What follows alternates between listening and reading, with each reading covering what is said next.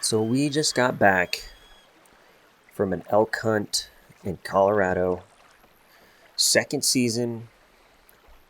And before I say whether I got anything or not, let's just say this was the hardest hunt I've ever had. I usually go solo. This was solo. A lot of lessons, a lot of rules I learned that I can help lay out. But first, I'd like to thank Cliff Gray, the outfitter, and his channel, who's helped me tremendously, and Backbone Unlimited, a smaller channel who hopefully builds an audience like Cliff's. But both these guys, man, tremendous personalities, and helped a lot with the hunt. A lot of knowledge that they were able to give me for free that hopefully I can relate to you. I think everybody should hunt. And as much as I don't like saying that, because, imagine everybody hunting, it's already busy up there. Everybody hunting. I mean, that would lower the odds from getting an elk every once every 7 years to what? At once every 10, once every 12. I mean, it's tough enough as it is. But yeah, we'll get to the wolves. So you can hear an elk bugling. We're just taking a little walk around the pond. We're heading up into the West Grizzlies. That's where we're going to do our elk hunt today. But we do have an elk who's been hanging out across the pond. And you'll see the problem with him in a sec. Yeah, see that broken tine? He's been fighting. Okay, so we're going to let him be. Besides, that's too easy. We're just here for a few days at the pond before we push further into the Grizzlies. Doing a little fishing. But yeah, rule number 1. I'm going to change rule number 1. Rule number 1, keep your gun preferably unloaded or on safety. Okay? At all times. There's just so many circumstances when I've been walking through the brush, crawling under a barbed wire fence, not private. Okay? These are between state trust fund lands, stuff like that, and national forest that you're able to hunt. Keep your gun on safety. And my reason being, too, just small examples of getting caught on a twig. Somehow your arm or shoulder is in the way, or your head of the trigger when you're moving through the brush or crawling under a fence and stepping up, and just happens to get caught on a brush or a tree branch. Those bushes, man, I mean, they're unforgiving. They are very tough, and they have to be. Look at that, 3 stars. Taking a little swim. And it can pull the trigger, and bad things can happen to you or anybody else around you. Best case scenario is it goes off and scares the game around you. Okay, so that's rule number 1. Rule number 2, put your phone away. Put your phone away, and I'll show you exactly why.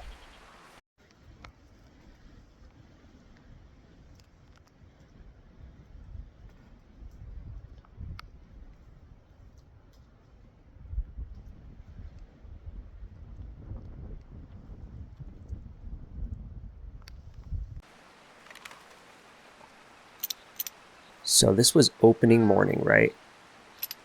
When I took this video, and a bunch of cows and calves run up, and I'm covered in elk scent, right? Maybe 15-20 minutes before that, deep in the timber, I could smell them. Once you smell an elk, you'll always remember. You always remember that smell.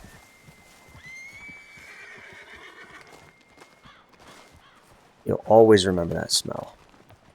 And I had that elk piss It was fresh. I rubbed it all over my pants. Oh shit, what's going on? Oh man. So, okay. Oh shit, I shot his horse. Rule number 2. Yeah, put your phone away. Keep things legal. Right, don't shoot the game wardens.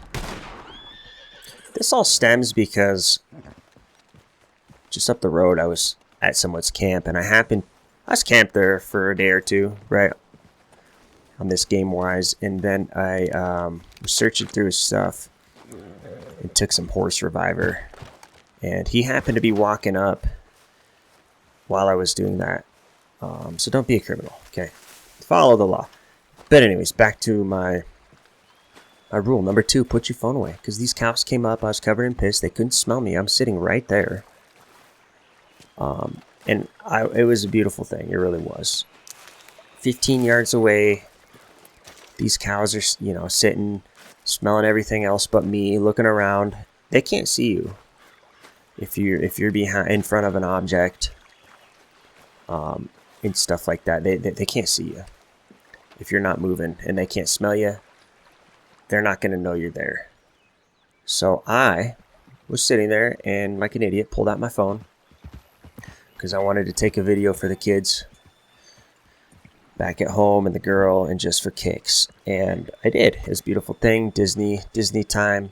I put the phone down and I turned back around, and the biggest bull I've ever seen in my entire life was nose to nose with like the head cow there, and he came down the hill. Apparently they'll travel, you know, a little higher than the cows and stuff sometime, but he kind of rounded back up his herd, and the biggest bull I've ever seen. I tried to pull my gun back from the bush I was by and over it so I could aim at him, and they saw me move and they all spooked. That was opening morning, 9 o'clock. I would have been the first shot. I would have been the first kill that hunting season. I would have been home, right? Saturday. I didn't go home till Friday. 3 a.m. Finally got back home. Okay, that's rule number 2. Put your phone away. Rule number 1, keep your gun on safe, preferably unloaded if you can. Number 2, put your phone away. Number 3, like I was doing on the hill. Glass, glass, glass. And of course, we know, for the majority, right? Let's glass, you know, the timber, the fields, up high, down low. But the thing is, Red Dead, it just doesn't have, we're going to tear down camp here, as beautiful as this game is, it doesn't have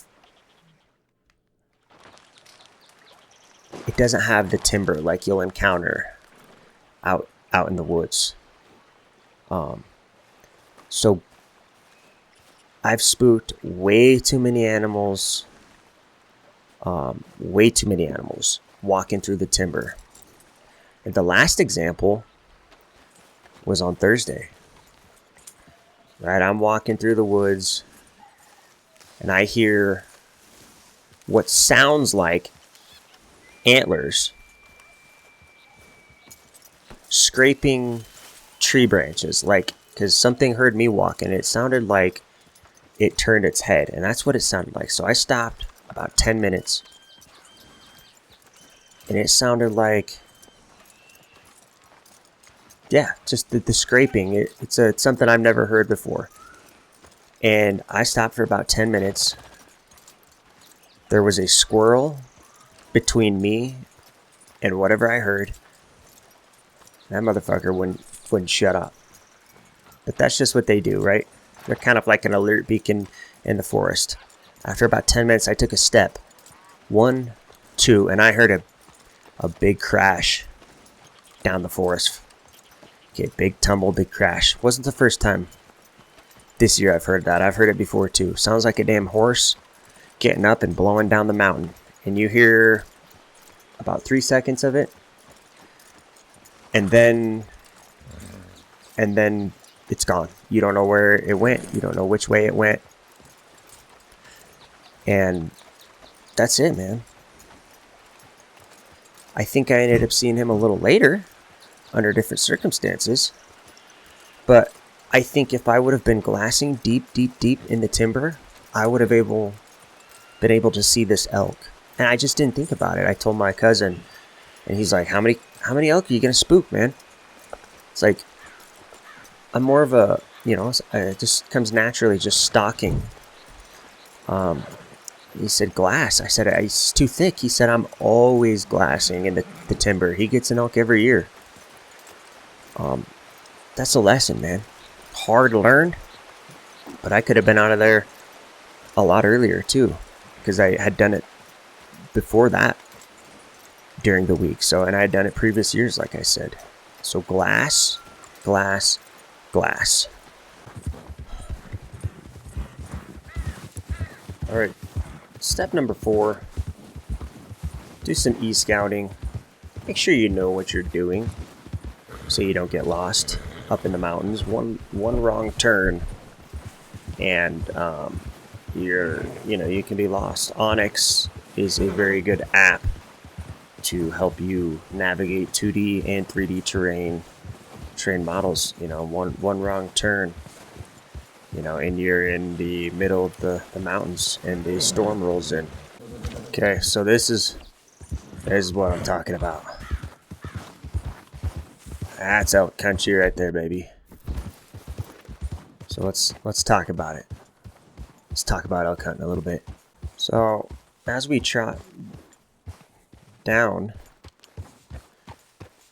into the mountains here, a horse is a big help when packing out an animal, right? We have a few horses, so yeah, but I've never used one yet. He's too small. He's too young. But here's the thing. Let's talk about elk hunting. It is not like this. You do not see. You hear that bugle? You do not see elk standing on a rock like that in the wide open as we ride past this, small herd of cow elk.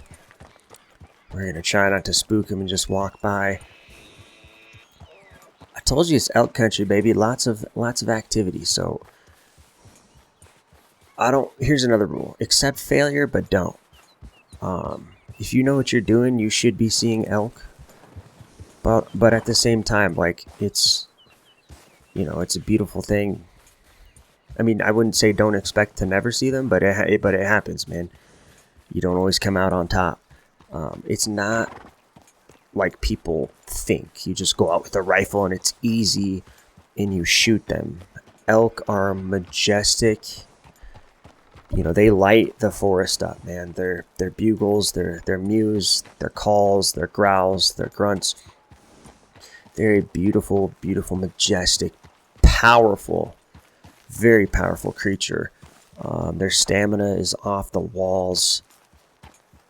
Like, imagine this horse with big ass antlers, and on Red Dead 2, all of a sudden I put on a mod and I'm able to shoot straight up this hill, get on top of that mountain peak and just run down the other side. It'd be like a cheat code.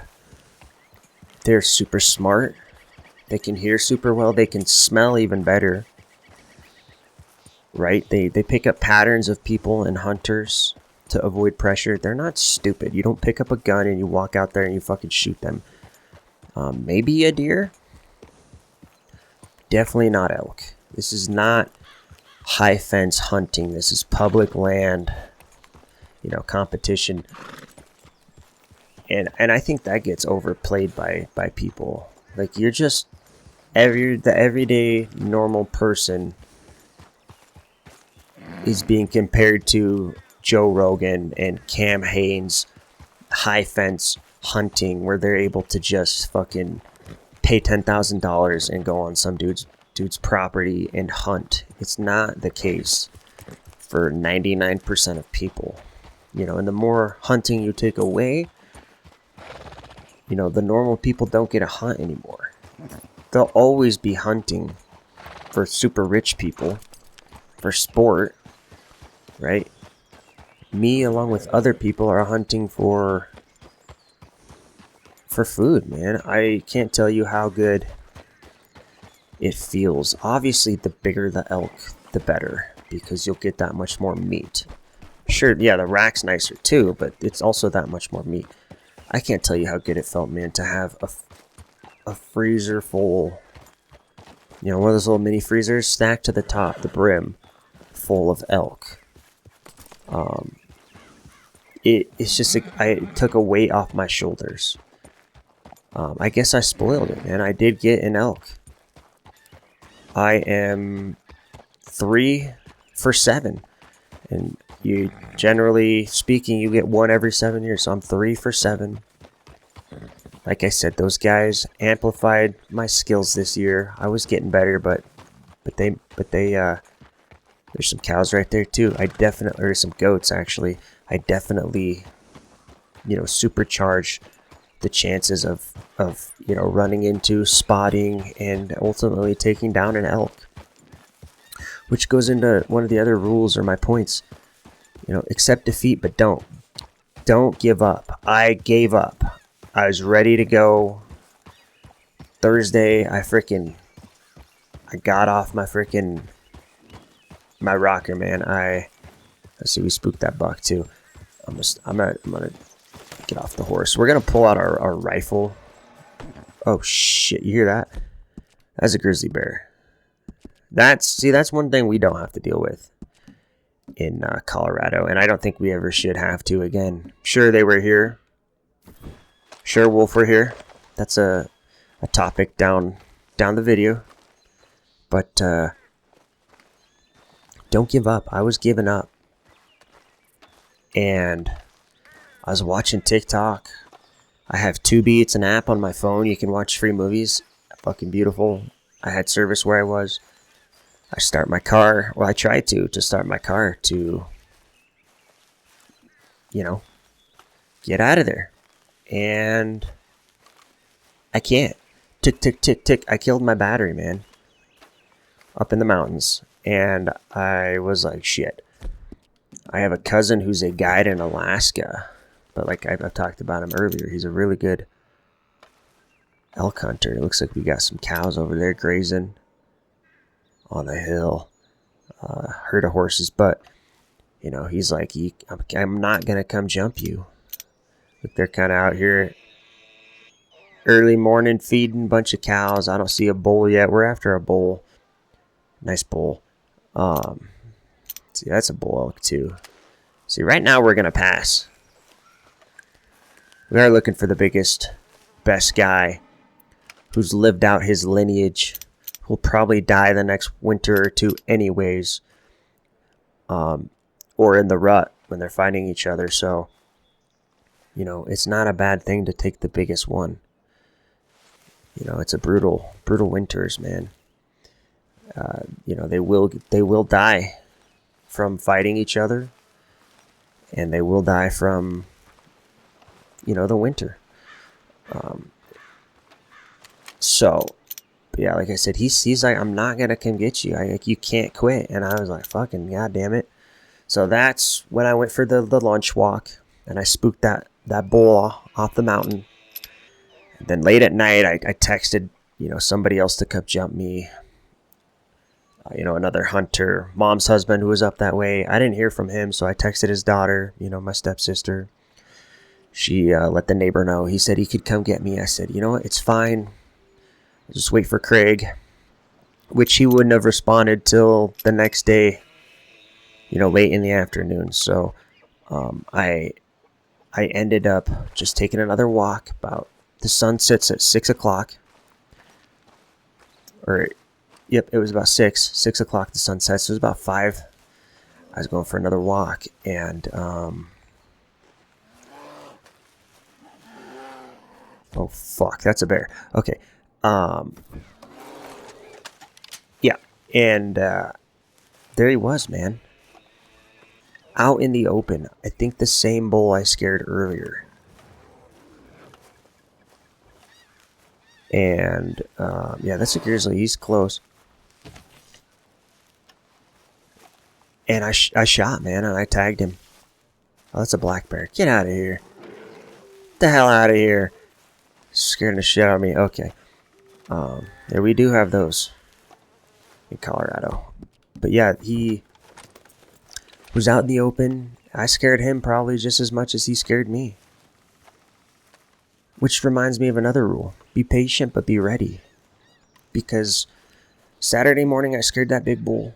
Monday morning, or was it Tuesday morning, I woke up late, got out of the car, came running up the hill, and I think it was the same bull I shot on Thursday with some cows. They scared the shit out of me, I scared the shit out of them, and I shot from 25 yards. I'm sighted in for 100, 200, 300, 400, 500. I'm not taking 25-yard shots. I shot and I missed. No blood, nothing.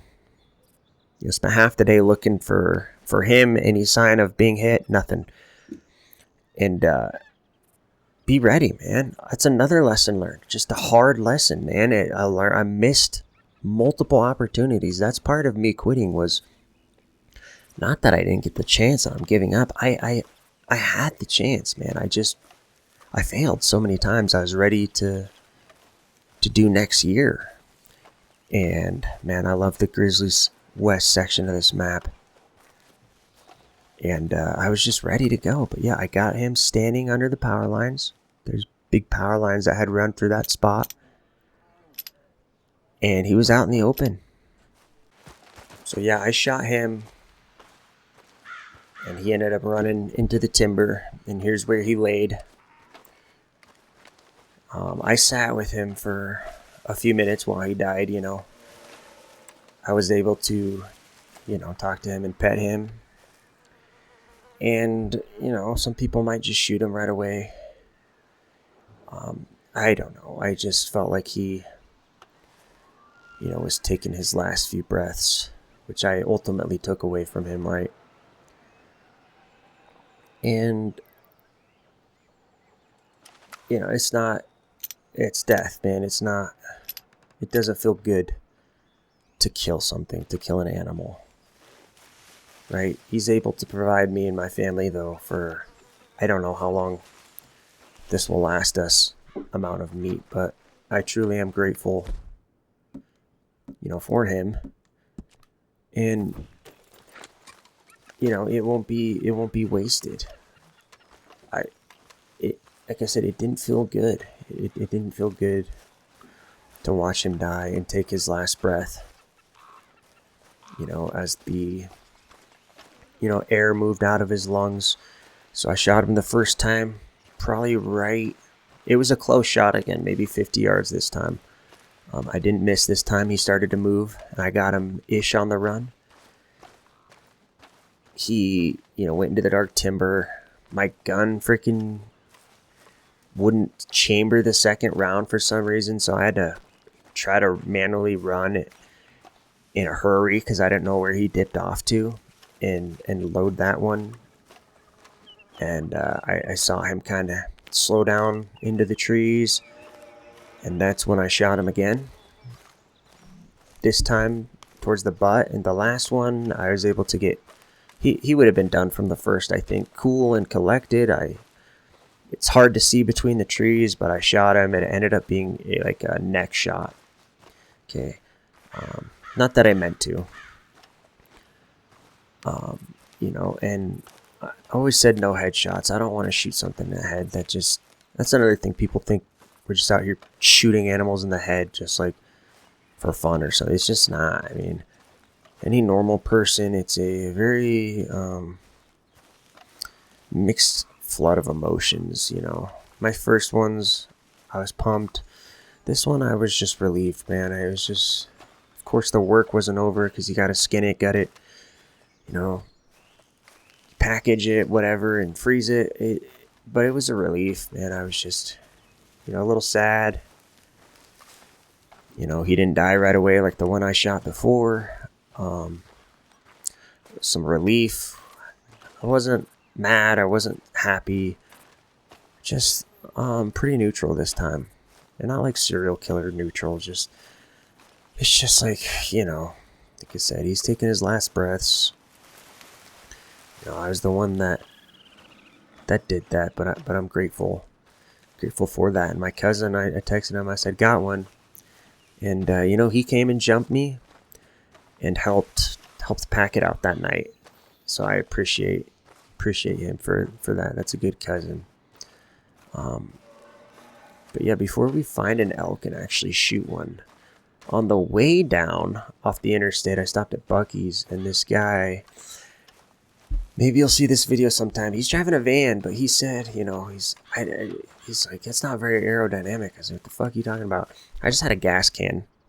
It was the only way it'd fit on my rack on the top of my car. It was like sideways instead of straight. He's like, it's not very aerodynamic. And I was like, what? So I guess if you give a shit, like, I'm just going up and I'm going to put the gas can back in when I get up, because I'll be about a quarter tank down and it'll top me off. And, we started talking a bit, and he wasn't opposed to, he looked kind of hippie-ish. I told him he should try hunting sometime, an elk. He said, he's never been far enough from civilization that he needed a gas can to, keep his van full. It was one of those vans you could, pack, you could live in and do like one of those vlogs on YouTube in. And, he didn't have anything against hunting. He was interested in it. I don't think he ever will go elk hunting, but yeah, it was a weird start to a convo that doesn't look very interesting. But he said he was out at the stars, in like Arches National Park. I said, yeah, we've all done that, buddy. I get it, right? Little hippie guy. I didn't catch his name, but he said maybe it's not about the hunt, it's about the people we meet along the way, right? He's one of them, right? My cousin. Sometimes it's more than the hunt.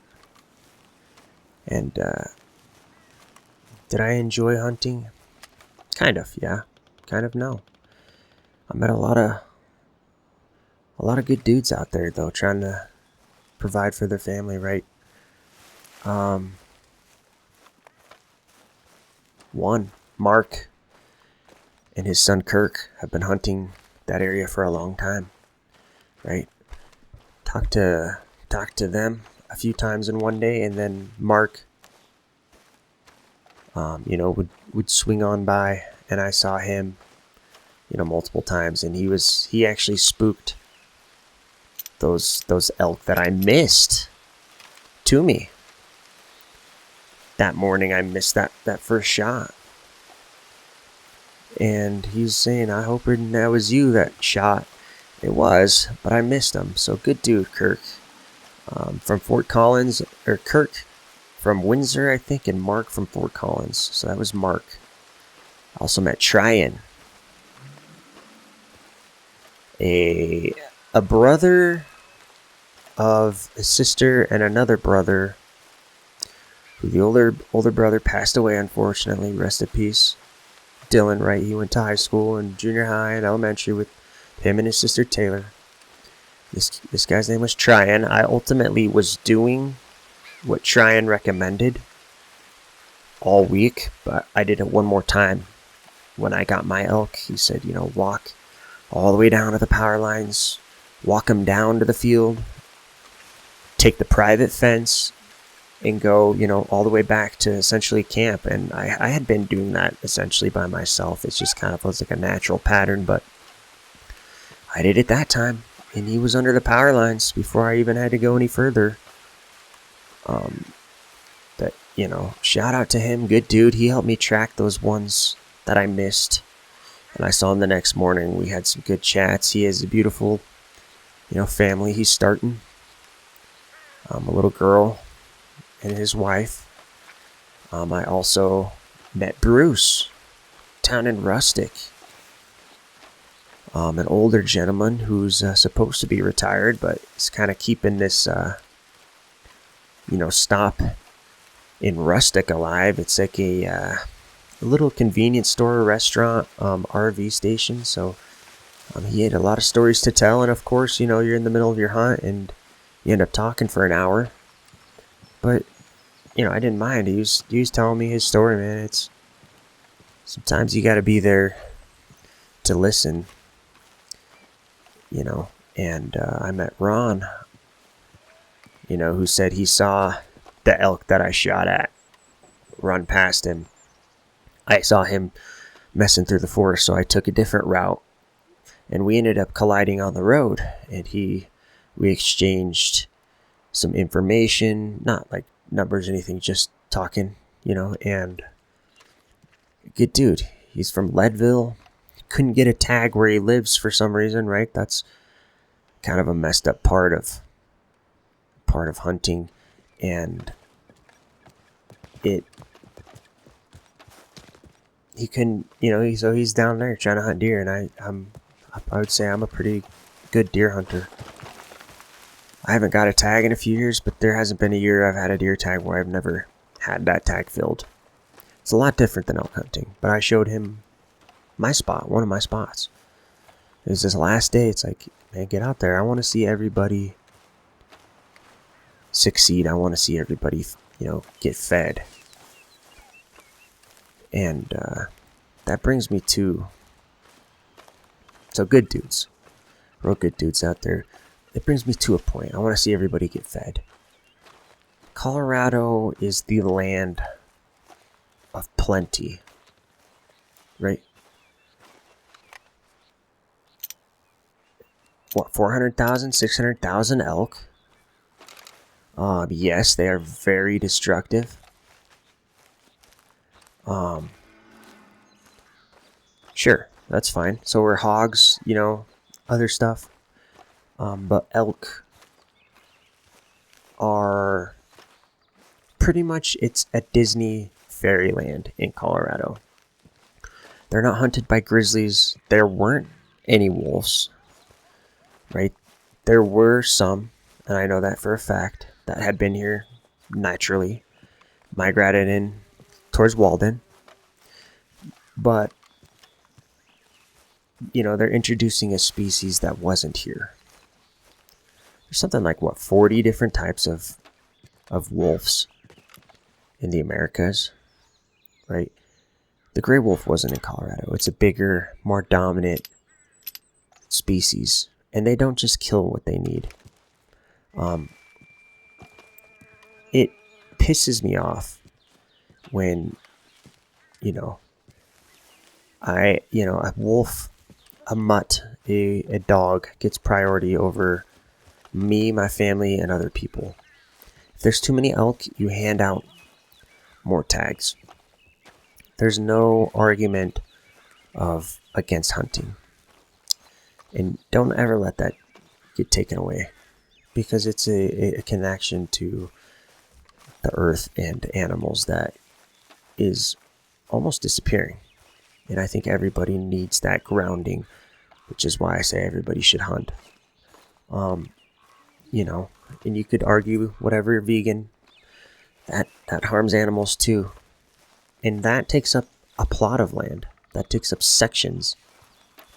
Like acreage, acres, miles. It takes up land that's restricted from use. Hunting is me moving through, and it's the animal moving through. The forest remains. It's just one person, one animal. And you take the harvest, and the rest goes to nature and back into the soil. And that land is untamed, untouched, looks like some pronghorn up in the forest here that we just spooked. But yeah, the forest stays how it was. And that's a beautiful thing. And I see an elk. Okay? That guy right there in the front, he's bedded down. He's getting up now. That's probably going to be our guy, is what I'm looking for. Oh, shit. See? Even with the headshots, you don't always get them. But we're going to try to make this as humane as possible. Yeah, it's just me, the animal. And I'm not taking up anything else. The land is still the land. And I appreciate the harvest, brother. Okay. Sorry, partner. Oh, crap. Right? That's just sometimes the way it goes. They don't always drop the first shot. And beautiful that I'm able to take off the mountain. Like I said, a whole half freezer full of food, man. Shit's getting expensive. Don't take away my ability to provide for myself or other families, and that brings me back to the wolves. If there's a problem with too many elk, they've decimated the Idaho elk population, right? Just look at the numbers. It's not fake. Let the people hunt, man. Let the people provide for themselves. This is a nice bowl. And let the people provide for themselves. And if there's too many elk, hand out more tags. Let the people eat. I don't understand why anybody would ever be against that. Like a fucking mutt, a dog, has more priority than a person. I'm pro-human, man. I always have been. Let the people, man. Perfect elk. Awesome. Let the people, man, take care of the excess elk. Right? A lot of people don't even get an elk every year. Let the people take care of it. And in reality, this elk would take a lot longer to skin. You would not be cutting off those antlers with your knife. That's for sure. And it would take about 4 guys to pack that out in one trip. It'd take John maybe 5-6 trips here, but we're gonna pack it out in one go because we're a fucking boss. And that also reminds me, I have my last. I've shot a cow, a bull, and a bull. My second bull, my mom's husband, scraped the skull, boiled it out, and the rack is sitting in front of the house. The bull I shot this year, same size. I didn't know. I was thinking about leaving him in the pasture, but horses are kind of dumb, and I didn't want them to get impaled by a 4-point bull. I didn't want to skin him. I just didn't, I don't know. So I sawed up the antlers. A guy at the DOW station was like, those are going for $18 a pound. I make dog treats, so I cut them up for the dogs, and they thoroughly enjoy them. But I do regret taking the antlers and sawing them with the Sawzall because, one, it just, I don't know. Look at this deer. He's like, oh fuck, I'm unarmed. Don't shoot me. He's smelling around. You see that? I just feel bad because Jesus. It's a hunt that I learned so much on. Maybe the most I ever will. Of course, I'll learn more. But I don't have that to remember it by. Like, it's dog chew toys now. And I should have just let him decompose in the pasture or right outside of it. And just have that out there, for remembrance of, all the things I've learned. But yeah, man, let the people. Colorado is the place for elk. Like, let it remain the place for elk. Let the elk thrive here. 100 years ago, you would have been bitching about why are there wolves? Like, they're eating all our food. And that's why they got rid of them. You know how much a roast is for a cow now? Right, it's pretty clear everything's getting more expensive and isn't coming down anytime soon, if at all ever. Like, let the people hunt, man. Let the people get their food. I just don't see why you would ever be for a dog over an elk. Montana has them, Wyoming has them, Idaho has them, Oregon has them, Canada has them. Let Colorado be the land of plentiful, of game. Okay? So, oh shit, see that? See, this is a nice thing about Colorado. When I'm hunting out and packing out, I don't have to bring a fucking 10 millimeter. He will attack us. I don't have to bring a 10 millimeter or a 357 or 44 Magnum in the mountains of fear of getting attacked by a grizzly while I'm trying to pack out my food. It's just not a thing that I have to worry about, and I'm very thankful for that. You know, they were there at one point, so were wolves, but things have changed. The ecosystems have changed, the people, transportation routes have changed, animals have changed their behaviors. It's just not, conductive to introducing them again. And I'm, like I said, I'm pro people. I'm for the people first. They should eat before the dogs do, right? Because when you're not out there, it's just animals on, the Matrix code just doing their thing. I mean, really, all of this stuff's beautiful, but it really takes a person to appreciate that beauty. Because without, people, it just is. It's just the code. It's just the NPC code running and them doing their things. There's no beauty in that. The beauty is, with the person, within the person. We are part of this planet. We were in nature 100% up until a few, 100 years ago or whatever. Of course, there's always been societies, but not like today, not with all these computers and stuff. We are a part of nature. We are nature. It's not their ocean. It's not their land. It's ours together. And we share it, and we have a responsibility to keep it safe. But like I said, wolves are everywhere else. Colorado has changed.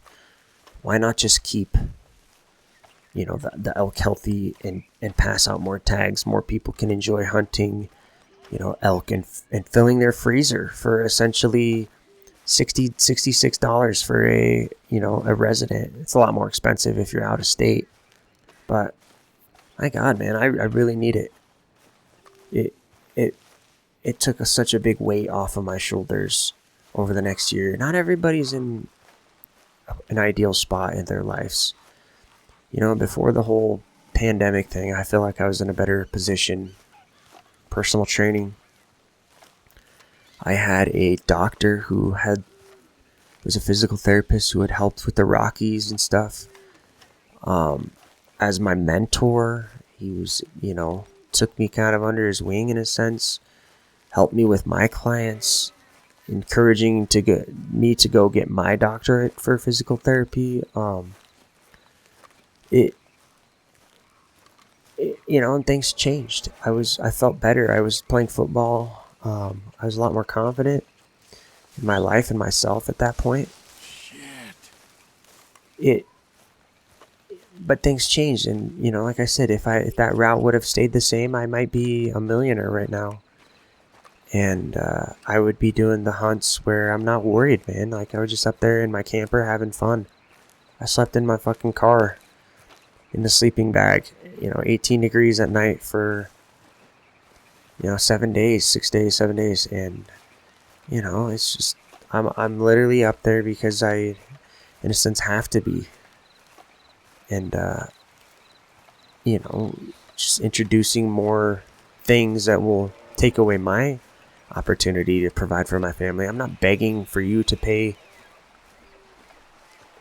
taxes to fund food stamps or anything for me. I'm literally trying to just go out there and get it myself.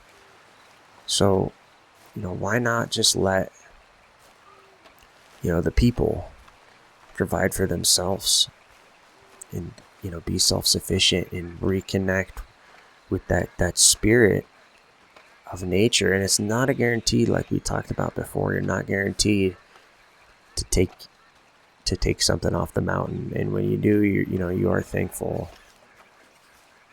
But I mean, I think that's it. We got our elk. We evaded the bear. We are on our way back to cook and stow this meat. You hear that owl? Which is funny because when I shot mine, right, it's 5 o'clock. The sun sets at 6. Maybe what, 3, 2, 4 trees behind me. Whoo, whoo, big old owl. I couldn't see him, but I heard him all right. Kind of eerie, man. And then right as me and my cousin were finishing cutting him up and packing him out, we hear yip yip yip yip. Just a whole gang of coyotes, maybe 100 yards, 200 yards away, down in the pasture or something, working their way up. And he had 2 dogs he brought with him. And yeah, so if I wouldn't have packed out that night, he said I should have waited. But then he's like, probably a good thing you did because they probably would have ate your elk. We got it out that night. Good thing too. I was ready to go home. Like I said, I still wanted to go home and trick or treat with my kids, the next day. So we were able to get that out. But yeah, a lot of action in the forest during certain times. So, yeah, if you're in the city and you're voting for all these introductions, it's not about the farmers and ranchers even. Of course, they have their case. I mean, it's like I said, I'm not begging for food stamps. I just want to be able to go out there and provide for myself. And it's very hard as it is on public. I don't know anyone who owns property. I can't hunt the outfitter $10,000 season. Like my family's relying on this. Like I said, I'm not begging for anything else. Just let me go out there and get an elk and, provide for my family that way. So, I guess that's it. Play Red Dead if you haven't. Get out there and hunt if you haven't in your own state. If you don't have elk, you have deer. Everywhere has deer. Go fishing. Be a part of conservation. That's conservation. I think hunting provides, 85% of conservation? It does, man. It really does. The people who hunt, we care about the land. We care about the fish. We want there to be plentiful for, nature and us to harvest from. And not everybody's, in a situation like I was saying before. Like I said, I might be in a whole different spot in life if the whole pandemic thing hadn't played out, and I wouldn't, be making this video. But there are a lot more people like me, and I bet you listening are more like me than you would like to admit, even if you disagree with some of these points. I promise you, you're not going to go out there and get an elk your first try with 0 experience. And if you do, you're in the 0.5% of people. Like those elk running up on me that first morning, it was just a 1 in a million chance. So you're saying there's a chance, there's a chance. It's a beautiful thing. And I have a video of it that I'll never forget, right? I shot them with a cannon that morning instead of the rifle. But I'll always remember that. Get out there, man. It'll change your life. You'll think of nature in a different way of just being removed from it. We're not separate. It's not Mother Earth and humans. It's people are a part of the earth. Right? She feels when the blood runs into the soil. She knows, okay? And I think that's it. We're gonna go cook this elk. You see this guy watching us in the trees? He's trying not to move. We're gonna go watch or cook some elk. And yeah, I think that's it.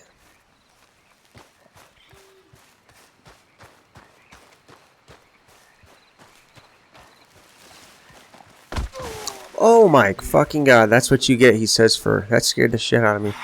Great. He says, that's what you get for getting my buddy. You fucking son of a bitch.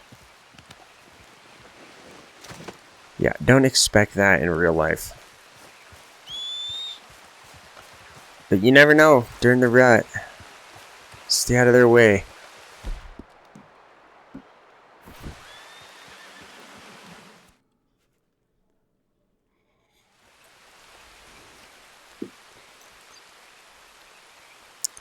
And just for that, that motherfucker, it says venison, it's not venison. Venison is deer. I'm gonna cook 2 of these motherfuckers up. Right? You son of a bitch.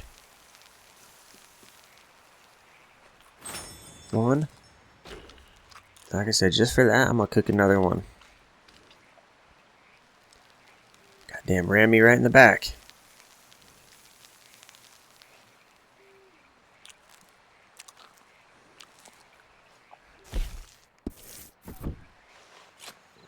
Alright, and that's it, fellas. Ladies. Till next time.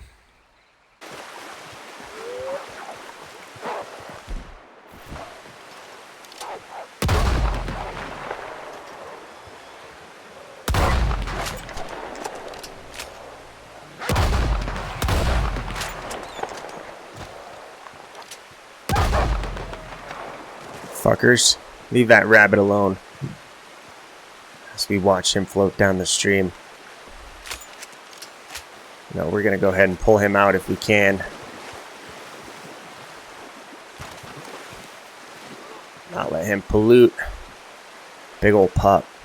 See, they just attack you for no reason. Just kidding.